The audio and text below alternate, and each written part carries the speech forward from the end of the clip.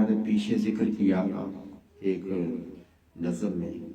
اللہ کو پانے کے سلسلے میں، تو کیوں نہیں پایا؟ کچھ باتیں تو اس میں تھی کہ نہ طریقہ مجھ میں تھا گفتگو، نہ طریقہ مجھ میں تھا جستجو، لیکن پھر مجھے ایک روز خیال آیا اس کے علاوہ بھی کچھ ضرورت ہے اللہ کو پانے کے لیے، تو وہ بھی چند اشعار کی صورت میں آپ کے سامنے پیش کرتا ہوں جو مجھے موضوع ہے، تو سنیے۔ نگاہ کو اپنی پاک کر، دل میں گداز پیدا کر، نگاہ کو اپنی پاک کر، دل میں گداز پیدا کر،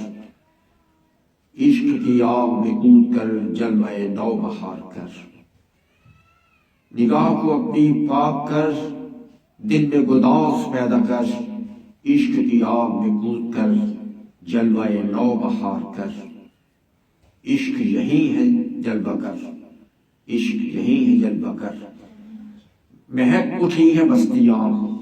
چہک رہی ہیں بلبلیں، عشق یہی ہے جلوہ گر، سود و خیرت تماشا گر، عقل و خیرت تماشا گر، نگاہ کو اپنی پاک کر، دل میں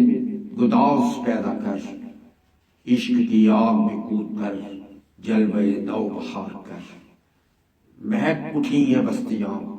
چہک رہی ہیں بلبلیں، عشق یہی ہے جلوہ گر، عقل و خیرت تماشا گر، نگاہ کو اپنی پاک کر، دل میں گداز پیدا کر۔ تو معلوم ہوا کہ اللہ کو پانے کے لیے دل میں گداز، نگاہوں کی پاکیزگی اور عشق کا وہ تڑپ جب تک نہیں ہوتی اللہ انسانوں کو نہیں مل پاتا۔ تو ہمیں بھی اگر اللہ